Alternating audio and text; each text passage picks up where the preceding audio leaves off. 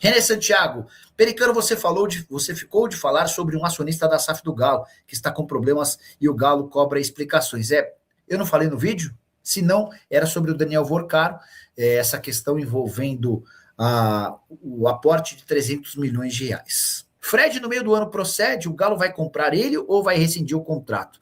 René, outra informação que eu vou passar primeiro para vocês, tá? Nem contei em vídeo nenhum. É assim, ó, o Fred tem contrato no Fenerbahçe até junho de 27. Junho de 27. Então, para que ele se torne reforço do Galo, vai haver a necessidade de uma compensação financeira ao Fenerbahçe. O ponto exclusivo, e aqui vem a informação que eu queria dividir com vocês, é que hoje o Atlético não é o único clube brasileiro interessado, tá? Hoje eu conversei com um dos representantes do atleta, a vontade do Fred em dar prioridade ao Galo, isso é real. O Fred nasceu em Belo Horizonte, é torcedor do Atlético, mas os representantes do jogador não vão fechar os olhos, os ouvidos, para outras propostas. E posso assegurar, baseado no que eu vi, de que há pelo menos outros 4 times que monitoram os passos do volante de 33 anos de idade. Rodolfo Edu, boa noite, Nicola. Notícias do Galo, o zagueiro do Novo Horizontino vem mesmo? Rodolfo, eu conversei hoje cedo com o Thiago, que é representante do Patrick. O Thiago disse que o Atlético é um dos times que está avaliando, mas que não houve proposta oficial, tá? Ele até estranhou a notícia, a informação do Thiago Fernandes, que é meu amigo do Cancelados. Há outros interessados, o Internacional está de olho no Patrick, há a possibilidade dele ir para o exterior. A pedida do Novo Horizontino é de 1,5 milhão de euros. Esse é o cenário atual. Londrina, no caso, né? Boa noite, Nicola. Eu quero saber de vocês se o Galo está contratando algum jogador do Novo Horizontino. A história é do Patrick, ex-jogador da Portuguesa, 26 anos de idade. Deixa eu ler o que o empresário aqui. O empresário mandou áudio. Mas o empresário estava dizendo que o Atlético foi um dos cogitados, mas que não há nada oficial do Atlético, tá? Trazendo as primeiras do lado atleticano, movimentações do torcedor também, para esquentar o Superclássico de amanhã. Boa noite, Cláudio. Um abraço, Cirilo, boa noite a você, do Panzi, ao Pancieri, a todos. Do lado do Atlético, a torcida prepara uma festa amanhã, com mosaico 3D no Mineirão. Inclusive tem matéria no nosso site aí, para você, torcedor atleticano, já se ligando. Quem for ao Mineirão, como que vai ser preparada essa festa, né? O Thiago Scape, que é o responsável, né, pelos mosaicos do Atlético, e não é de hoje, na Arena MRV, sempre a festa é muito bonita. Então o Atlético vai ter amanhã a logística contra mosaicos 3D, o mosaico de papel, bandeirinhas, papel picado e balões, do lado atleticano.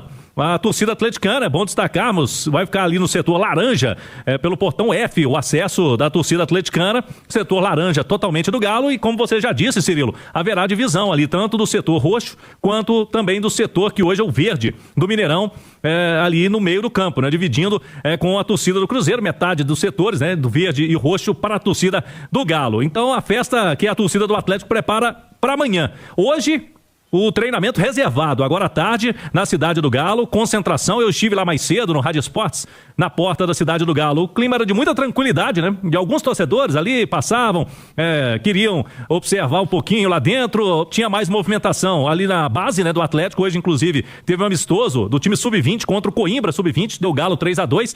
Então, na Cidade do Galo, o clima de concentração agora. Após o treinamento, fechando a semana, o técnico Barba Domingues definiu por concentração. Inicialmente não teria, mas de última hora aí o Atlético fez essa mudança, o treino agora à tarde, os jogadores agora vão pro jantar, e aí tem aquela resenha à noite, os atletas, até o próprio técnico, né, Cirilo, que vai ter esse período aí para convivência, vai ali, conversa com um jogador, com outro, um papo individual, nas vésperas desse grande clássico, a finalíssima do Mineiro. E o Barba já respondeu a respeito disso, né, na última entrevista. O Cruzeiro tá tratando como uma oportunidade de quebrar essa escrita do Atlético, né, que tenta o heptacampeonato. Então o Cruzeiro muito motivado, ele falou, do nosso lado a gente tem que ter a motivação para continuar a hegemonia. Então não pode ter menos motivação do lado do Galo. É o que o treinador está passando aí para os atletas para esse jogo de amanhã. No segundo tempo eu vou conversar com o Marques e com o Fabrício para entender o peso dessa história da motivação num super clássico, né? Porque são muitos fatores, né, de onde esses elencos têm para tirar a motivação para vencer um jogo desse tamanho, né? Mas eu queria saber, na sua opinião, na história da organização, os desafios desse momento. Porque se por um lado é um trabalho que é muito questionado pelo torcedor, do lado do técnico do Tite, né, do lado do Cruzeiro, Do lado atleticano é um trabalho que está começando, né? Então nós não sabemos para onde vai caminhar também. Seria um clássico incerto tecnicamente falando, Edu? Taticamente talvez falando, né? Porque tecnicamente os dois times ainda estão devendo em 2026, os dois lados. O Atlético já trocou de treinador, o Cruzeiro segue numa pressão muito grande em cima do Tite. Mas a gente consegue fazer a leitura de um lado muito mais fácil do que de outro. Aliás, do outro eu não consigo fazer a leitura, para ser muito sincero, porque pegar o Atlético e fazer a análise baseada no jogo contra o América, eu acho muito precipitado. Primeiro que América e Cruzeiro são equipes completamente diferentes uma das outras. Segundo que a proposta de jogo de América e Cruzeiro também são extremamente diferentes. E terceiro, que Atlético e Cruzeiro são times com um nível muito superior ao América. Então o Atlético que foi montado para encarar o América, e que é o único recorte que nós temos do Atlético do Barba Domingues, ele para mim simplesmente não vale 50% de análise para o jogo da final do Campeonato Estadual, porque o adversário é completamente diferente. Já o Cruzeiro não. O Cruzeiro a gente já consegue fazer a leitura e já consegue imaginar, inclusive ter uma preferência. Eu, por exemplo, tenho a preferência pelo Cruzeiro dos últimos jogos. Um Cruzeiro mais equilibrado. E esse tipo de jogo, final única, clássico, estádio dividido, sem vantagem por resultado para nenhum dos dois lados, ele pede um time equilibrado. E eu entendo que o Romero, o Lucas Silva, Christian Pereira, o Gerson e o Caio Jorge entregam ao Tite um Cruzeiro mais equilibrado, ataque, meio campo. A defesa é a mesma, independentemente de quem for jogar do meio para frente. Já do outro lado do clássico, qual a leitura que eu faço?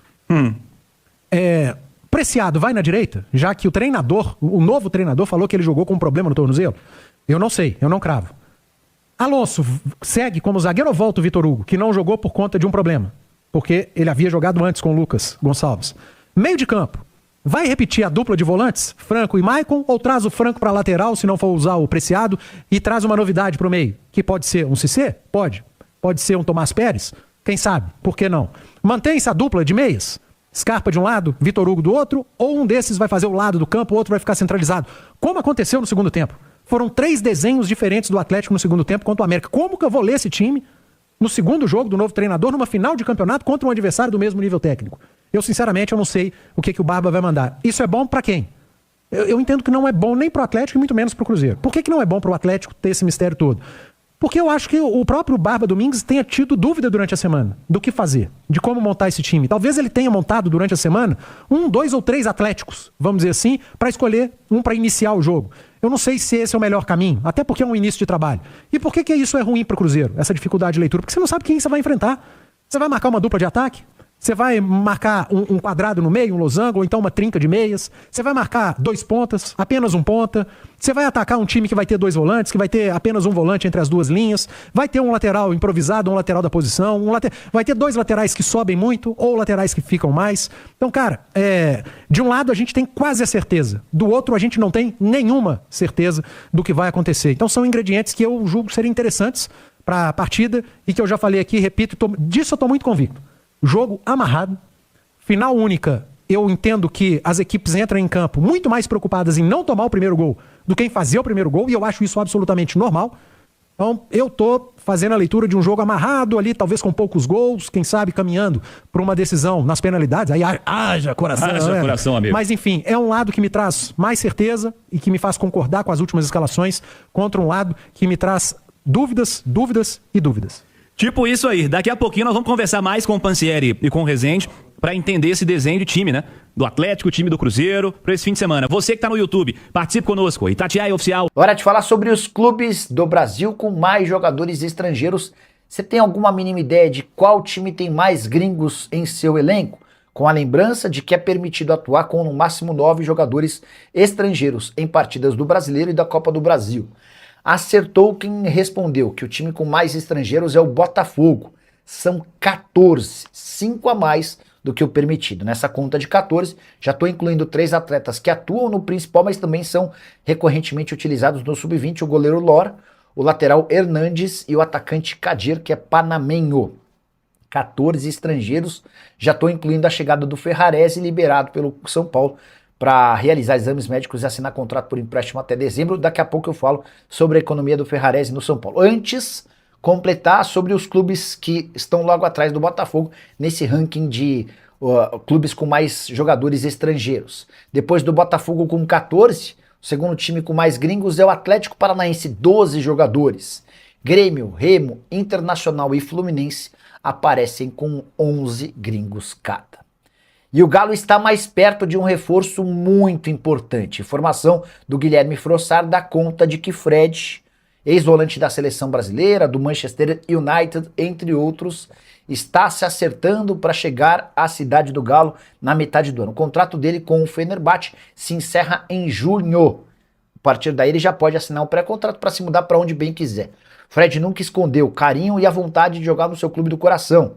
Ele, inclusive, no período de férias, costuma ir à cidade do Galo, já esteve na Arena MRV e, ao que parece, esse sonho está mais perto de ser consolidado. Jogador que atua no Fenerbahçe, 33 anos, temporada atual de 36 jogos, 1 gol e 3 assistências. Titular absoluto por lá. Havia sido comprado do Manchester United por 10 milhões de euros. Repetindo, para ficar com o Fred, o Atlético não precisa pagar absolutamente nada em relação aos direitos econômicos, mas certamente vai precisar pagar um bom vencimento ao jogador que no futebol brasileiro ainda sobra. Quero te atualizar agora sobre a busca do Galo por reforços e também em relação às saídas. Júnior Alonso, zagueiro paraguaio de bastante história no clube, tem negociações fechadas para virar reforço do Atlanta United no meio do ano. O time americano gostaria de contar com o Júnior Alonso agora.